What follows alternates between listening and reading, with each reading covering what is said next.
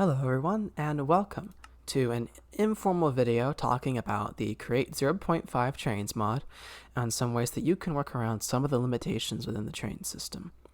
Now, for those of you who have been using the new Create 0.5 Trains mod like I have, you know that it is an excellent mod that has largely been fantastic. It has added a number of great additions, the most notable of which being trains, and for the most part they work really well. They're very intuitive and easy to use and set up and operate, and I applaud them for that because so many other mods would make this incredibly complicated and difficult to understand. And for the most part, it's pretty easy to do this. But there are some limitations that feel forcefully imposed. It's entirely possible that there are limitations with the technology and the way that it works, or with lag, or any other number of considerations, but for the time being, these are limitations we have to work through, and so I want to present alternatives for two of those limitations. So one of the limitations is that, unfortunately, you only can put 2 of these bogies per carriage. And what do I mean by that? Well, a carriage is like a single piece of railed vehicle on top. So for instance, this engine is all one piece. I can only attach 2 of these bogies to it directly. Any other bogie that attaches to it afterwards becomes a train car, and if you attempt to attach a single carriage to more than 2 bogies, it will just flat out hate you for it. It just won't do it. It'll give you an error, it'll say too many bogies, and it wants you to detach them because it wants you to make them train cars. The reason I think they did this is because of curves, and it's just simply because once you get past 2 of them and how steep they've made the curves, the 3rd bogie is just not going to get around very easily. However, I have come up with a solution. You can see it right here. This is a single engine piece. You ignore the second train car next to it. This is a single engine piece, and it has 4 bogies attached to it. And yet, this is a single piece. And we'll get into exactly how I did this. It's not too difficult to do, but the one thing we really need to talk about is cars. So train cars in this game, unfortunately, can only be attached and detached when the train is deconstructed. As soon as you construct the train, and you assemble the train, I should say, you cannot detach and reattach the cars. And it's incredibly frustrating because what it basically means you have to do is you have to dock the entire train into a station. You have to then uncouple by disassembling the entire train, and then you have to use a mechanism to move that train car off and move a new train car on, and then you have to reassemble the train and do it all over again, and all of that has to be done manually. There's just no getting around it.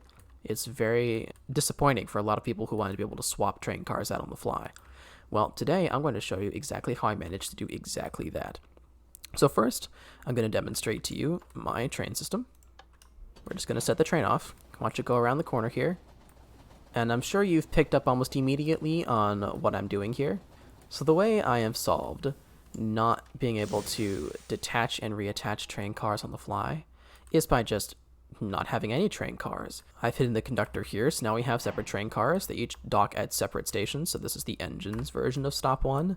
This is train car 1's version of stop 1, and this is car 2's version of stop 1. And that takes me to the next point, which is how you can swap cars around. So let me just set the trains off. Obviously, one of the limitations of this system is that if you're not careful with your timings and delays, the trains could collide. But they both have identical schedules. So as long as you don't get any weirdness with signals, which signals definitely could mess this up depending on how you have it set up, then everything should work exactly as planned. But let's say you wanted to add a 3rd car to this system. Well, it's pretty easy to do so. You see I've made up a train schedule for train car 2. I have a 2nd train car here with our little conductor just hiding in the wings there. So I'm going to just select this from one end here.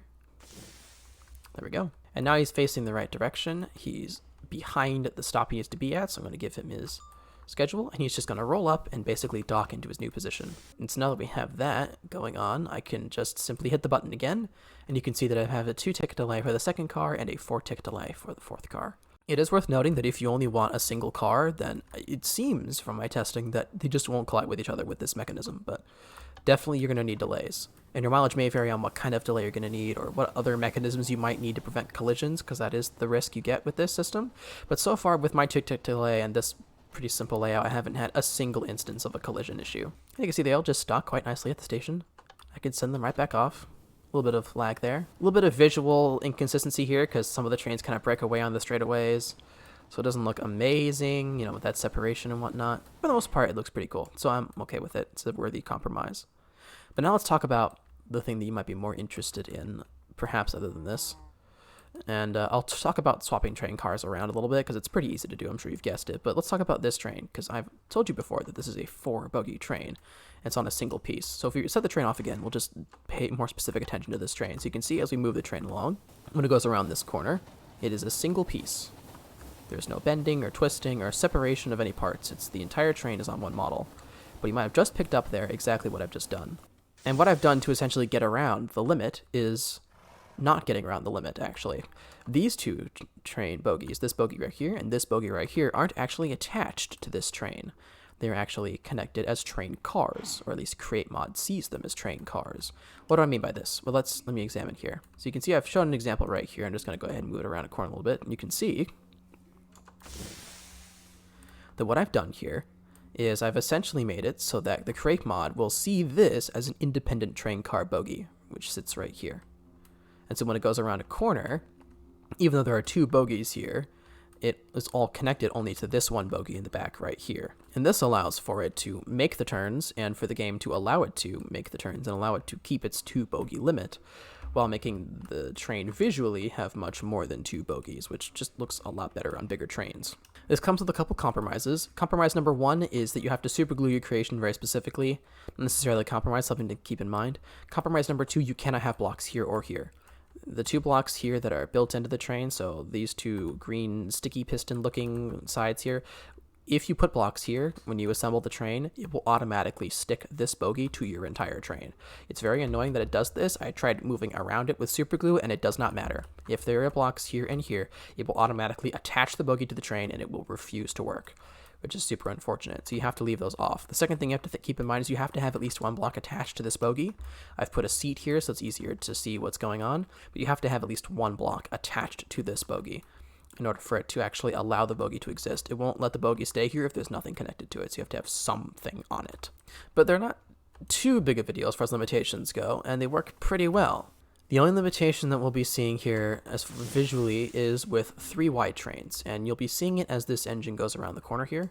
Now, most people are using 5 wide trains, as I said, but for smaller 3 wide trains, what you will notice for around tight turns is you will see that there will be some visual popping in, as the bogies will basically clip outside of the model.